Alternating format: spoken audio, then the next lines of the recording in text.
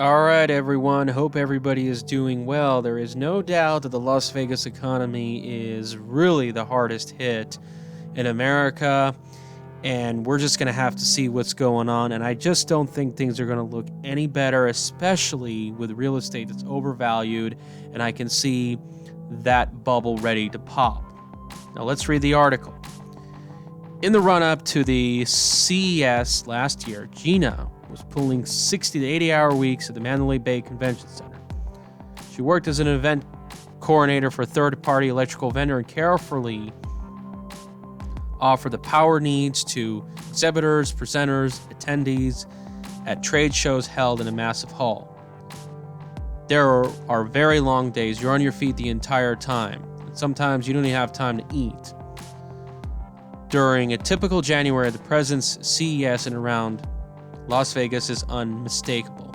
Hotel prices skyrocket, restaurants and clubs are packed, and workers like Muio log extra hours to ensure that everybody goes without a hitch for a major money-making show and related events.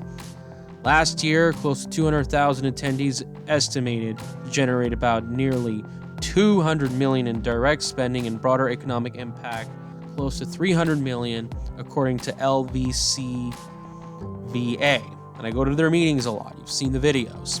During a typical January, however, that money and that work is gone. CES 2021, it's all digital. And you could see here, because of the pandemic, it's a blow to the city. This is what we saw in 2020. In fact, one of the women I dated about several years ago went to this exhibit. I wanted to go surprise her, but I was like, nah, forget her. Job market in Las Vegas has been the hardest hit in the large metro areas during the pandemic. The region is heavily dependent on discretionary spending, business conference, dance gathering, and a lot of that has been turned off. And especially right now, we're seeing a lot of these policies that are anti-middle class. Middle class is being crushed. People don't have discretionary spending. Now they're out there waiting in food lines. Do you really think people want to spend like $10 beers, $30 whiskeys, paying to park? Do you really think people want to do that? Give me a break. Look at the service you get at these hotels. It's just unbelievable. I mean, I'm hoping that the prices come down so people like me who have money can just go there and have a good time.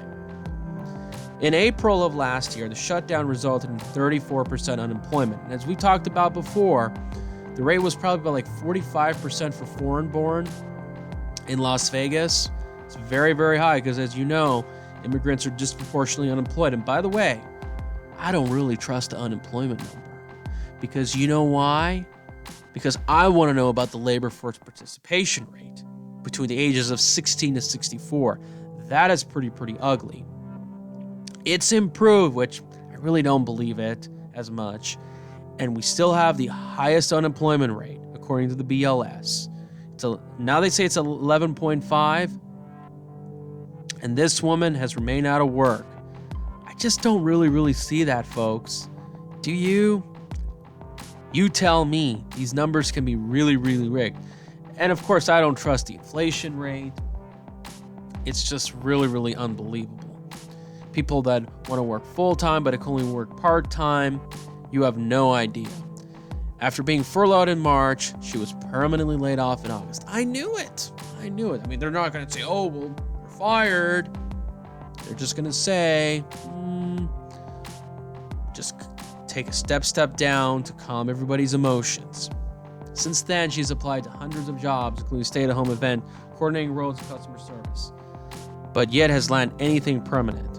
Living without health insurance and waiting for state unemployment applications that's been pending since August, she's forced to have some money saved for an eventual down payment for a house. Money is dripping down and I'm running out. And this guy, Brandon, is facing a similar situation. He's worked out of March. You know, they have all this housing assistance programs. When that thing runs out, and it has to run out because these landlords, they want their rent. They really do.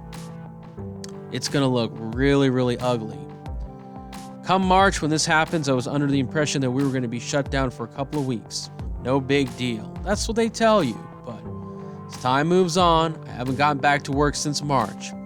For nearly 24 years, he has tended bar at a Main Street station in downtown Las Vegas. And I've been there many times. I used to go to their buffets like once or twice. I wasn't a big fan.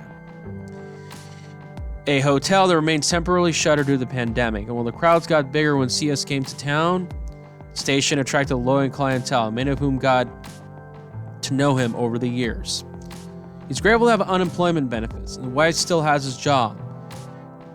That they throw some of the money in savings to support themselves and their 2 kids. The Culinary Union, which I believe is one of the most destructive Trojan horse organizations in our state, provides weekly food assistance and groceries. Yeah, but then all the other bills too. And is it enough? You tell me. Bet they're still having to go to the food lines. Not to mention, Culinary Union is also responsible for pumping politicians that have created the shutdown. And do you really think the casinos are going to give a safe-to-return policy that they want? I don't think so. Let's not be so naive. But the loss is full and steady income is taking its toll. And he's hopeful that a union's push Clark County right to return policy will be in place, requiring employers to lay off their workers and right to return when their old jobs and businesses reopen. I doubt it, and I don't think there's going to be enough jobs. We're just wondering when we're going to return to work, he says.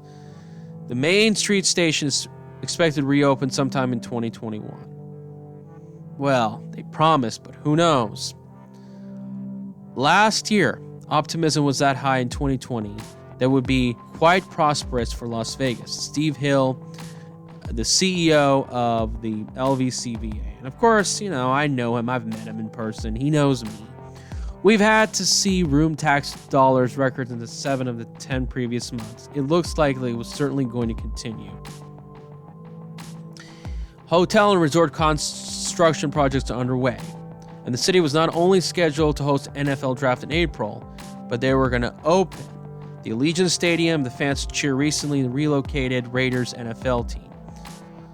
And for January 2021, it was going to be the first event held nearly at the $1 billion expansion of the People Mover system.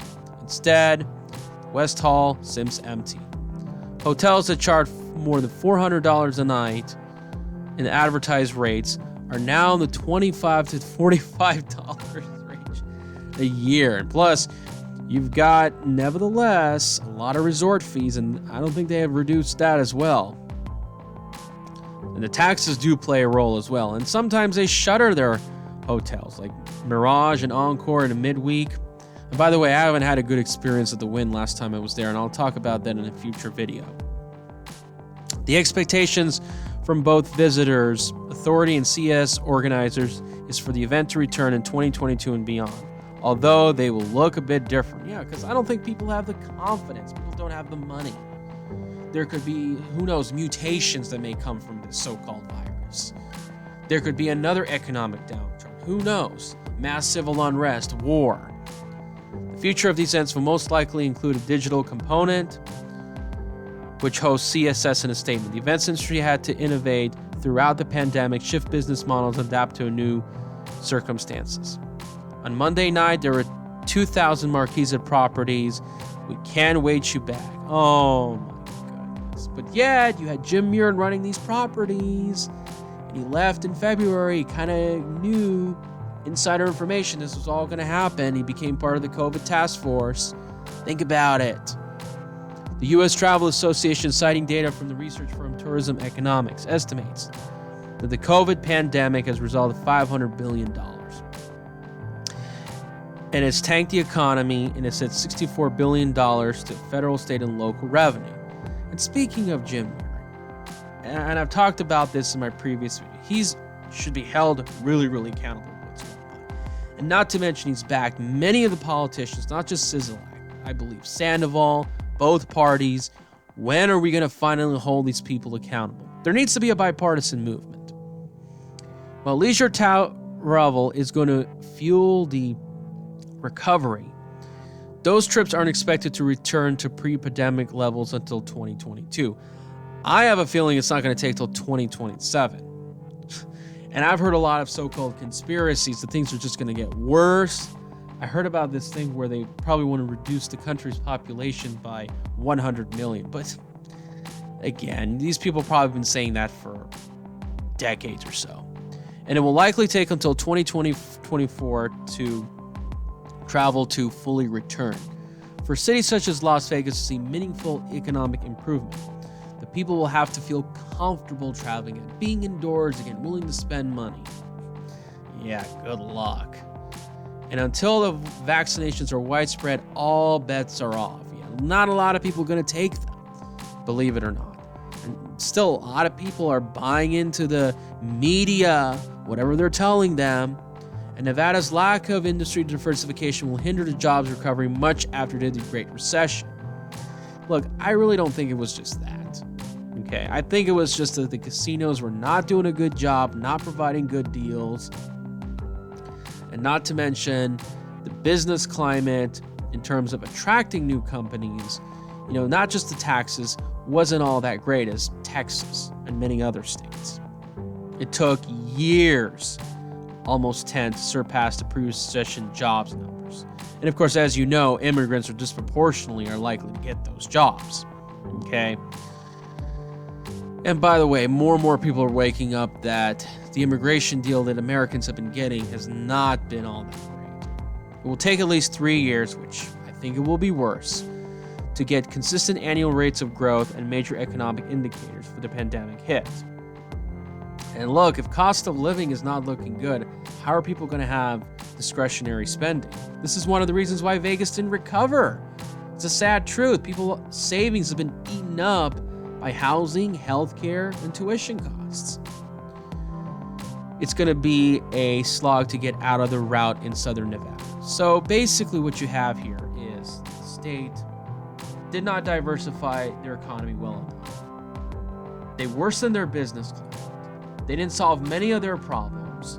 The mass lobbying occurred, more corruption. You have many of the horrible urban planning that continued. We saw another bubble in the real estate market. And they're asking, oh, save us again. Let's recover, hopefully. Yeah, maybe you need more pain so you can learn your lessons and restructure the damn thing. So what do you guys think?